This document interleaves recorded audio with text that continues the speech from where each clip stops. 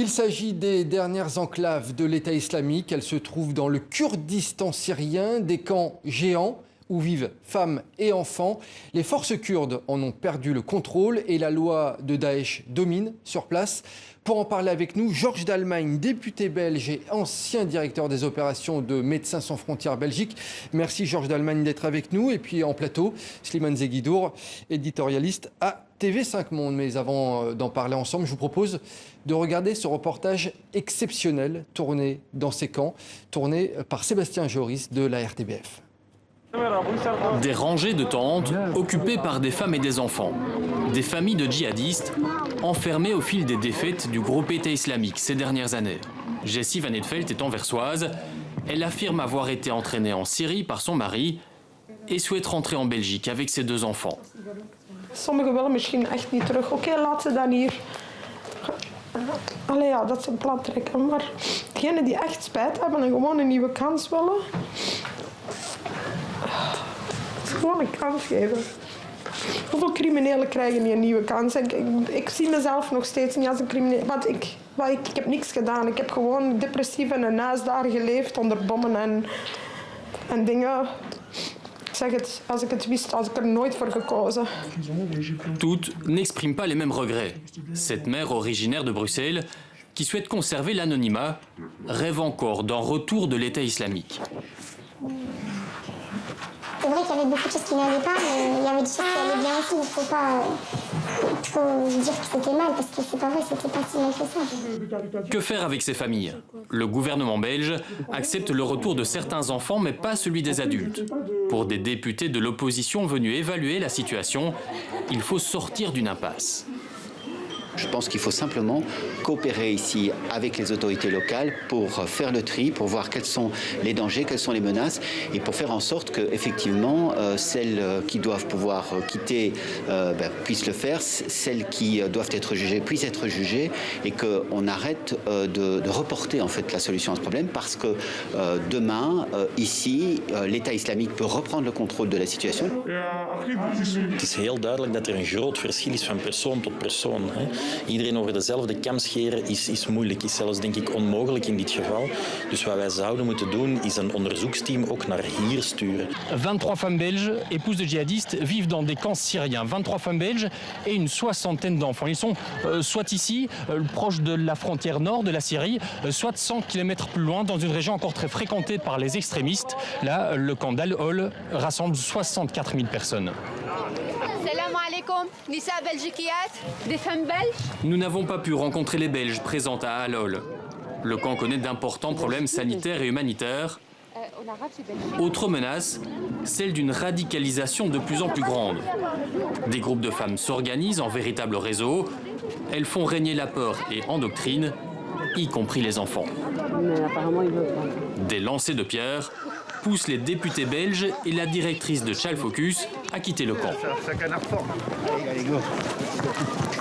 Attention, attention, attention, hop, hop, hop. Go, go.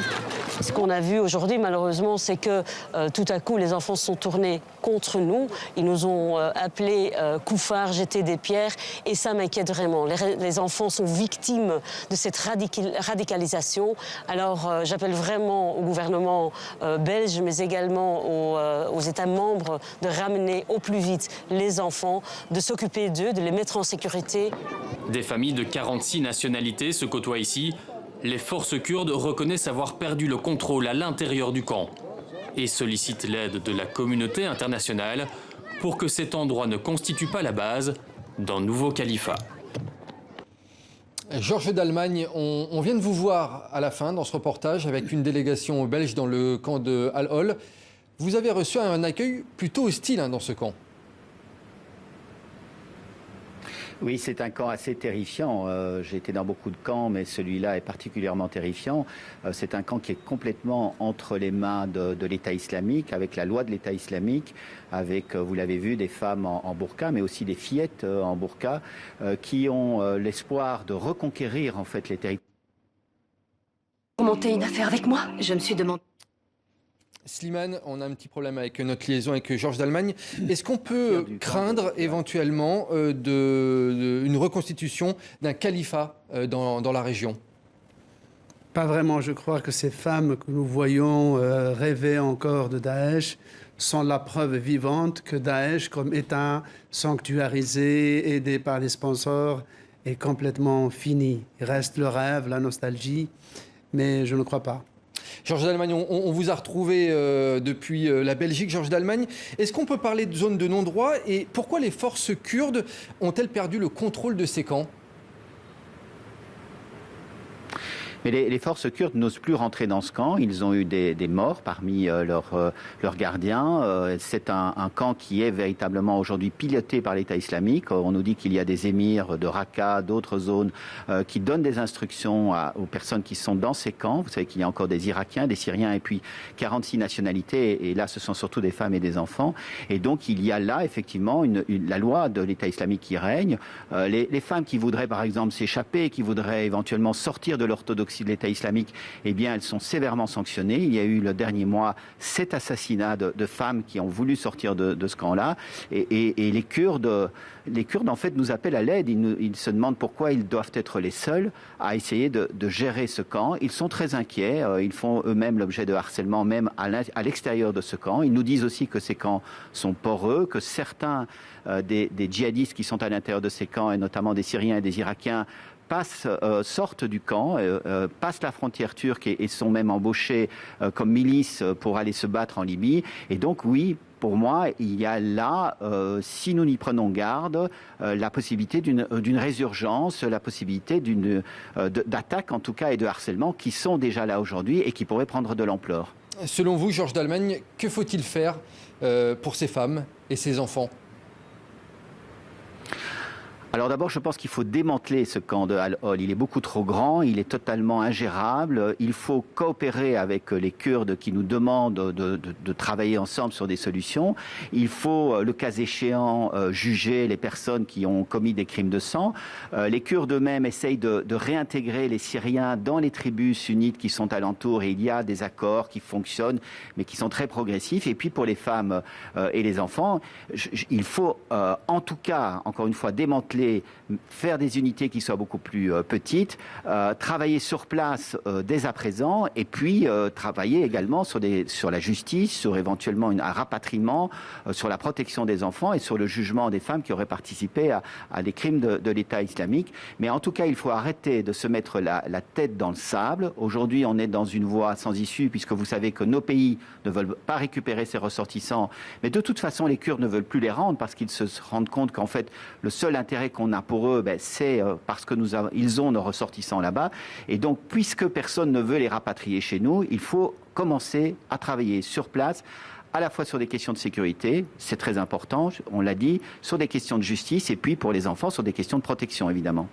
Slimane Zeguidour, finalement, c'est un dossier vraiment complexe pour les États d'où sont originaires ces femmes et ces enfants. On est là devant un vide juridique. Un vide juridique est un énorme défi pour nos États de droit, car un État de droit, de par sa propre loi et de par ses engagements dans les traités internationaux, ne peut pas refuser le retour dans son pays à un de ses ressortissants, quels que soient les crimes et les turpitudes dont il se soit rendu coupable. Donc le seul moyen juridique que le Royaume-Uni, par exemple, et la France ont trouvé maintenant pour empêcher le retour d'un de leurs ressortissants, c'est de le déchoir de sa nationalité. Et là, il devient un étranger, donc l'État retrouve son droit de ne pas le laisser revenir. Mais ça pose deux problèmes. Le premier problème, on peut déchoir à condition de ne pas transformer celui qui est déchu de sa nationalité en apatride. Il faudrait alors qu'il ait une seconde nationalité. Deuxième question, et c'est la plus douloureuse, ce sont les enfants. Est-ce que les enfants sont comptables des errements et des turpitudes de leurs parents? Et est-ce qu'un État de droit, comme la Belgique ou la France ou l'Allemagne, peut se désintéresser à ce point de ses propres ressortissants? Car un État doit récupérer, laisser rentrer ses ressortissants, quitte à les juger et à les condamner le plus sévèrement possible. Georges Dalmagne, justement sur la question des enfants, comment ça se passe selon vous? Qu'est-ce qu'il faudrait faire pour ces enfants qui sont parfois nés là-bas? Est-ce qu'il y a des solutions à court terme, à moyen terme, à long terme à avoir? Alors vous savez qu'on est de nouveau là dans un problème où on tourne en rond puisque nos États ne veulent pas rapatrier les femmes mais uniquement les enfants de moins de 10 ans. Les Kurdes disent nous ne séparons pas les femmes et les enfants et de toute façon les mères là-bas sur place disent il n'est pas question de rapatrier nos enfants dans des pays qu'ils ne connaissent pas ou dans des familles qu'ils ont quittées il y a très très longtemps. Sans nous, nous sommes leur seul point de repère au monde. Et donc il faut absolument trouver des solutions intermédiaires. Moi, je suis absolument d'accord avec Slimane Zaidi. Il faut rapatrier ces enfants dans nos pays, mais visiblement, c'est compliqué, ça coince pour l'instant.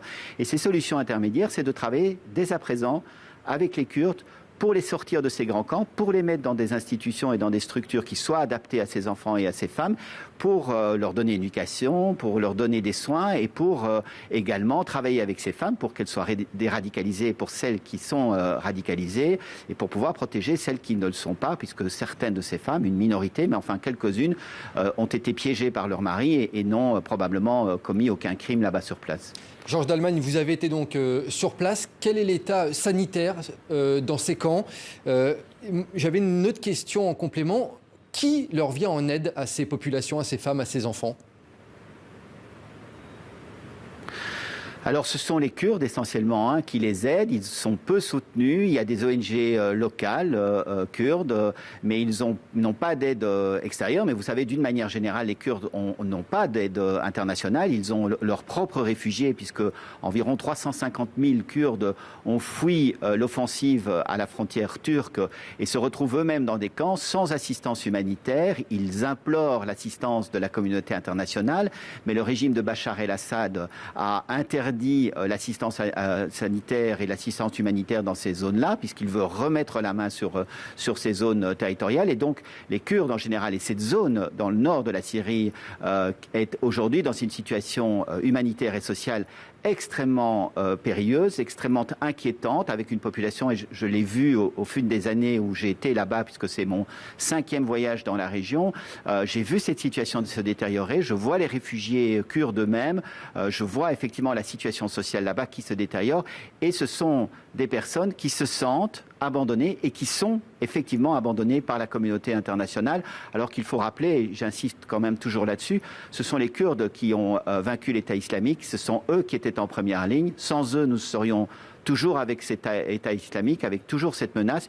Ils ont perdu dans cette bataille 12 000 hommes et femmes, ils ont 25 000 blessés de guerre là-bas, pour défendre évidemment leur sécurité, mais aussi pour défendre la nôtre. Et la manière dont aujourd'hui on les a abandonnés est tout simplement scandaleuse de la part de l'Europe. Or, ils ont une affinité très forte avec l'Europe, ils apprécient l'Europe et ils aimeraient effectivement qu'ils soient mieux protégés par l'Europe aujourd'hui qu'ils ont fait ce travail-là. La France a versé 1 million d'euros l'année dernière pour la région, mais c'est une goutte d'eau, comme le dit Georges Dallemagne, et ça ne suffit pas pour relever tous les défis sanitaires qui se posent.